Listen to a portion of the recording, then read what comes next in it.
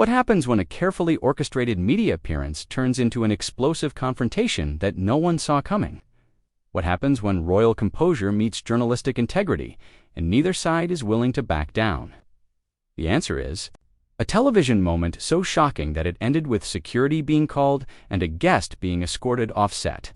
This is the story of how Meghan Markle's appearance on CBS This Morning became one of the most talked about interviews in television history, but not for the reasons anyone expected.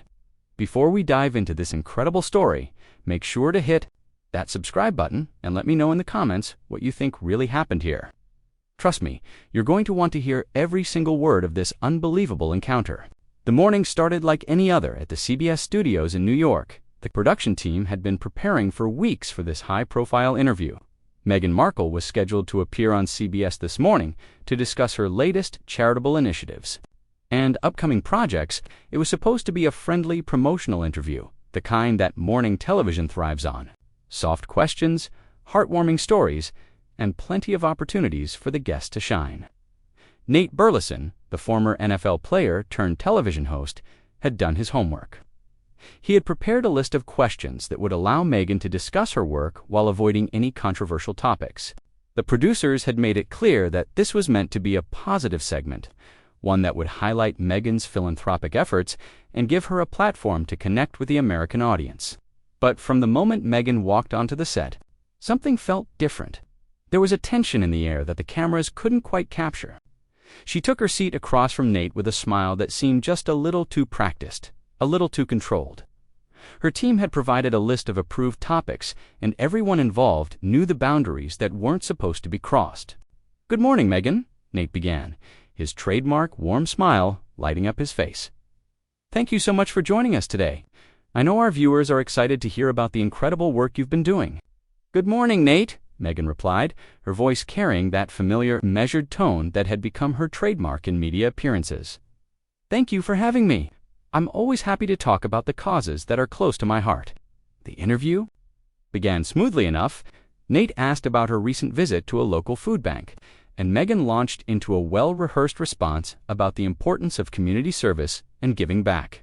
She spoke about the volunteers she had met and the families they were helping, painting a picture of compassion and dedication that played perfectly for the morning television audience. "It's so important that we remember," Meghan said, leaning forward slightly, "that behind every statistic, there's a human story. There's a family that's struggling, a child who might not know where their next meal is coming from. When we can connect on that human level, that's when real change happens." Nate nodded along, asking follow-up questions about her foundations, work, and future plans. Everything was going according to script. The producers in the control room were pleased. The segment was running smoothly, and it looked like they would have exactly the kind of positive, uplifting content they had hoped for. But then something shifted. Maybe it was the way Meghan's smile flickered for just a moment. Or perhaps it was something in Nate's expression that suggested he had more on his mind than the approved questions. Whatever it was, the carefully controlled atmosphere began to crack. "I have to say," Nate continued, his tone still friendly, but with a subtle edge that hadn't been there before, "it's refreshing to see you focusing on these grassroots efforts. Some people have questioned whether celebrity involvement in charity work is always as authentic as it appears to be."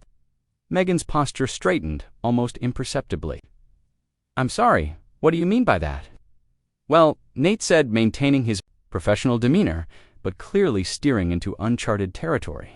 "There's sometimes a perception that when high-profile individuals get involved in charitable work, it can become more about the publicity than the actual cause. I'm not saying that's the case with you, but how do you respond to critics who might question the motives behind celebrity charity work?" The question hung in the air like a challenge. This wasn't on the approved list.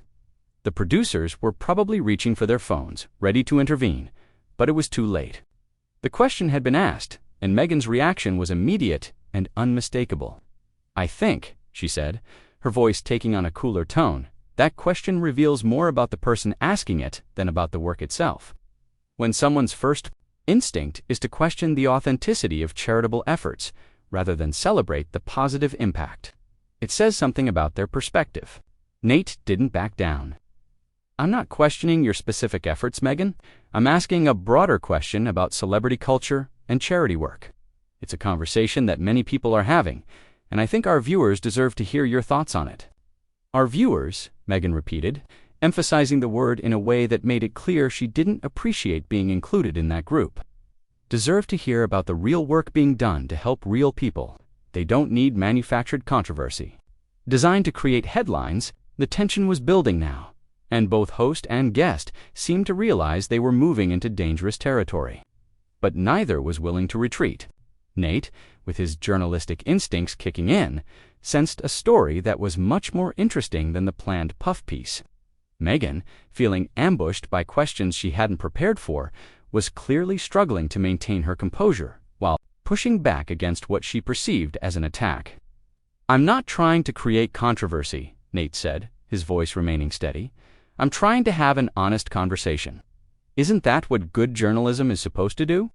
"Good journalism," Meghan replied, her smile now completely gone, "involves asking questions that serve the public interest, not fishing for sound bites that can be taken out of context and used to create drama where none exists." The interview was spiraling away from its intended purpose, and everyone in the studio could feel it. What had started as a routine promotional appearance was turning into something much more confrontational, and neither participant seemed willing to step back from the precipice they were approaching. The studio atmosphere had become electric with tension. Cameras continued rolling as both Meghan and Nate seemed to forget they were on live television, each determined to make their point. What happened next would go down as one of the most uncomfortable moments in morning television history. Nate leaned back in his chair, clearly not intimidated by Meghan's pushback. "I think our viewers are smart enough to distinguish between legitimate journalism and sensationalism. When I ask about the authenticity of celebrity charity work, I'm asking because it's a conversation happening in communities across America. People want to know if the celebrities they see on television truly care about the causes they promote, or if it's just another form of brand management." Meghan's eyes flashed with something that looked like genuine anger. "Brand management? Are you seriously suggesting that my work with food insecurity, with women's shelters, with educational programs, is some kind of calculated marketing strategy?" "I'm not suggesting anything," Nate replied, his journalistic training evident in how he maintained his composure while pressing forward. "I'm asking you directly, how do you respond to people who might view celebrity charity work with skepticism?" "I respond," Meghan said, her voice rising slightly, "by pointing out that while we're sitting here debating motivations, there are actual people being helped by actual programs. The families I met yesterday at the food bank don't care about my so-called brand. They care about the meals their children are getting. And that's admirable," Nate said, nodding. "But you have to understand that when someone has the platform and resources that you have, people are going to scrutinize how that platform is used. It's not personal, it's just the reality of public life." Meghan's laugh was sharp and humorless. "It's not personal. Nothing about public life is more personal than having your motives questioned every time you try to do something positive. Do you think I need the publicity? Do you think I need the platform? I could stay home and live quietly, but I choose to use whatever influence I have to help others. But that choice comes with scrutiny," Nate pressed. "And I think it's fair to ask whether the scrutiny ever influences the choices themselves, whether the knowledge that charitable work generates positive press coverage factors into the decision-making process." The question hit something deep, and Meghan's carefully maintained media training began to crack. "You know what factors into my decision-making process?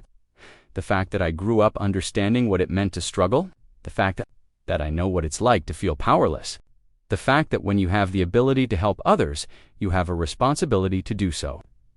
"I respect that," Nate said, but his tone suggested he wasn't finished. "But you also have to acknowledge that your current platform, your current resources, your current ability to help others, all of that comes from your association with the royal family. How do you separate your charitable work from the privilege that position provided?" The studio fell silent except for the hum of cameras and equipment. Meghan stared at Nate for a long moment, and everyone watching could see her calculating. Her response, when she finally spoke, her voice was ice cold. "Are you seriously going to sit there and suggest that any good I might do in the world is somehow invalidated because of my personal relationships?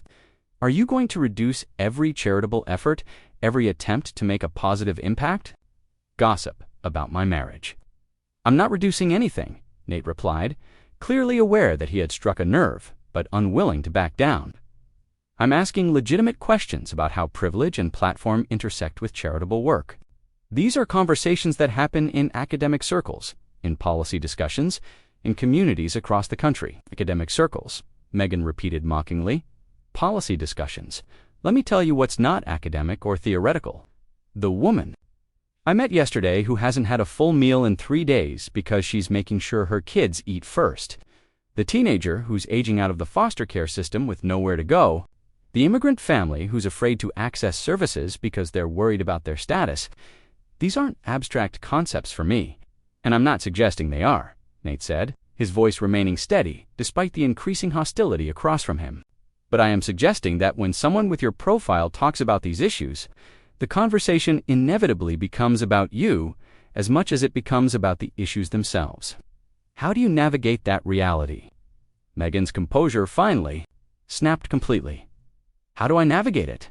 I navigate it by trying to focus on the work, while people like you insist on making it about everything except the work.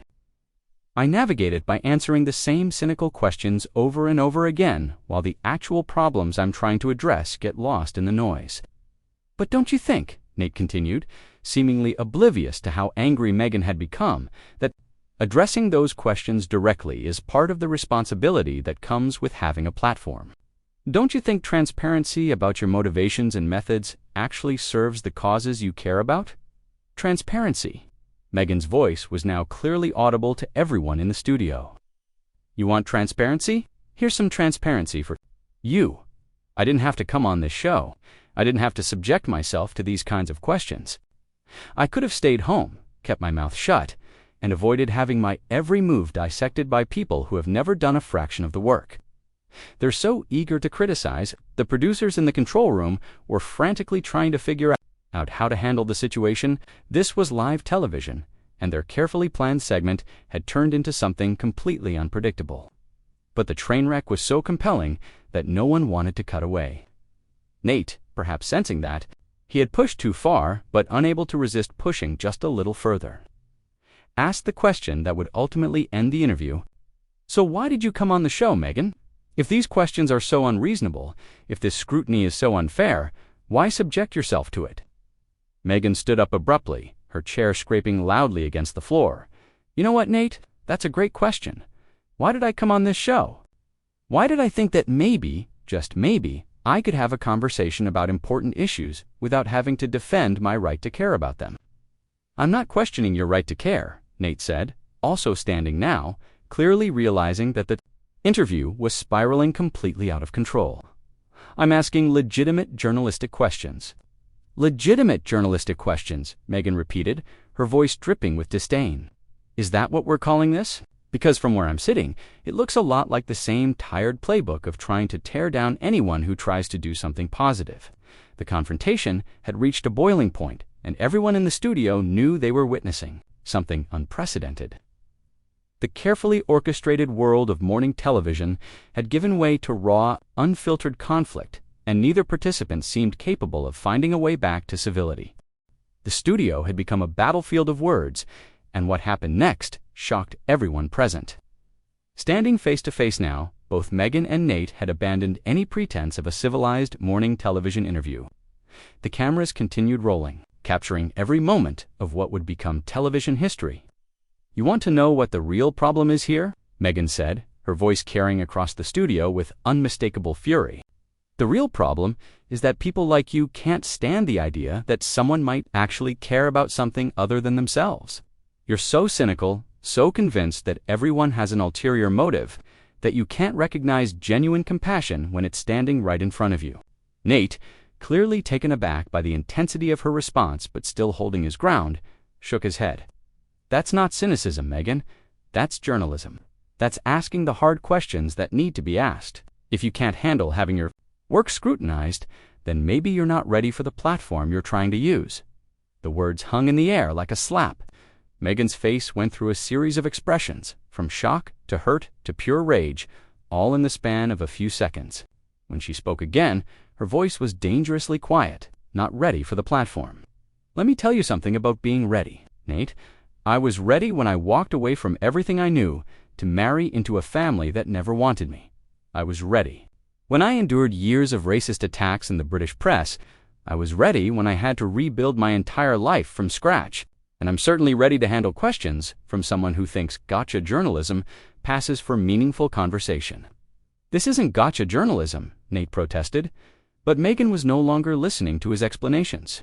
You know what it is, she continued, her voice growing louder again. It's the same pattern I've seen over and over again.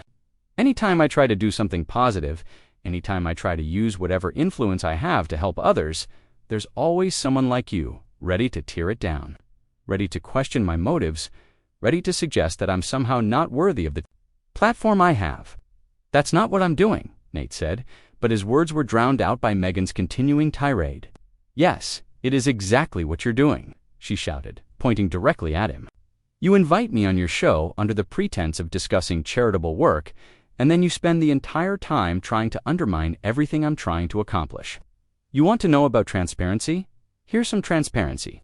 This is exactly why people with resources and platforms sometimes choose not to get involved, because there's always someone waiting to tear them down for trying. The producers in the control room were in complete panic mode. This was live television. They couldn't cut away without making the situation even more newsworthy, but they also couldn't let this continue indefinitely.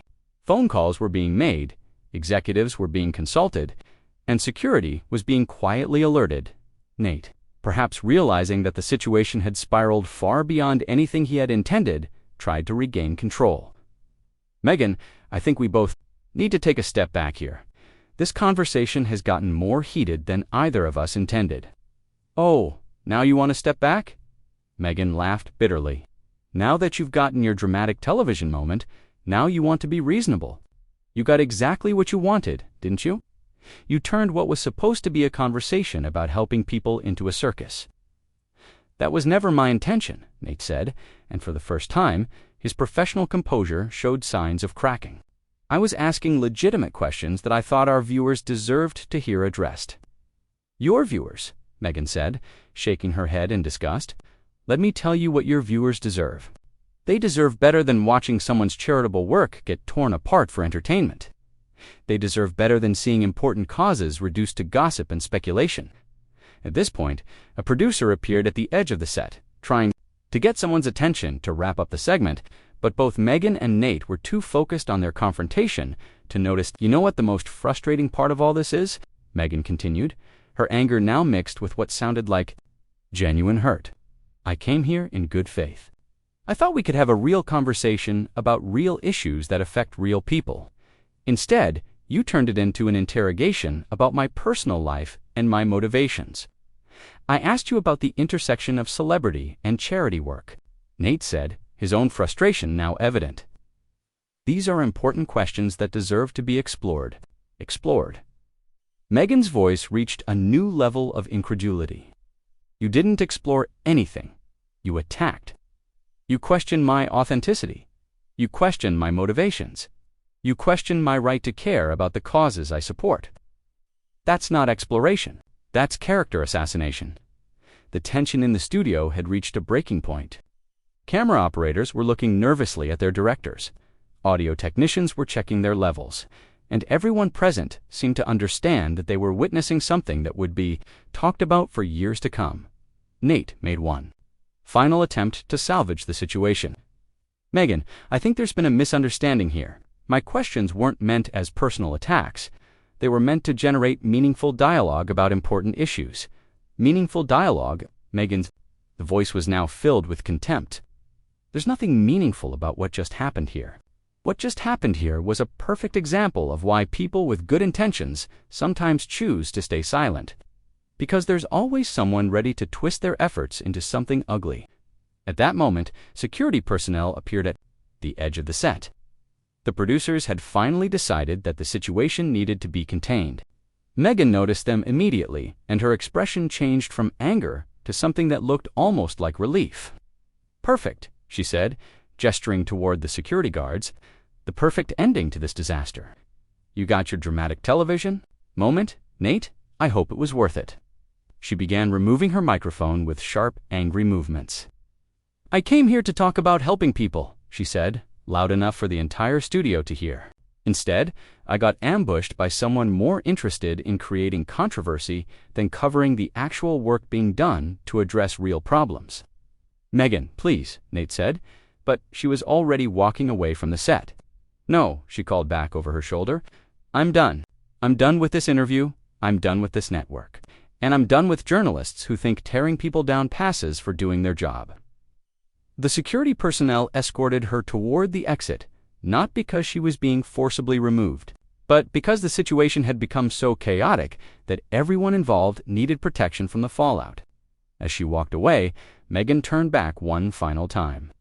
"You want a story, Nate? Here's your story. Someone tried to do something good in the world, and you turned it into a spectacle. Congratulations. I hope your ratings were worth it." And with that, she was gone, leaving behind a stunned studio, a bewildered host, and television history. Nate stood alone on the set, looking shell-shocked as the cameras finally stopped rolling. The aftermath was immediate and explosive. Within minutes, clips of the confrontation were spreading across social media. The interview had become exactly the kind of viral moment that morning television both craves and fears, but it had come at a cost that no one had anticipated. Started as a routine promotional appearance, had turned into one of the most dramatic confrontations in television history.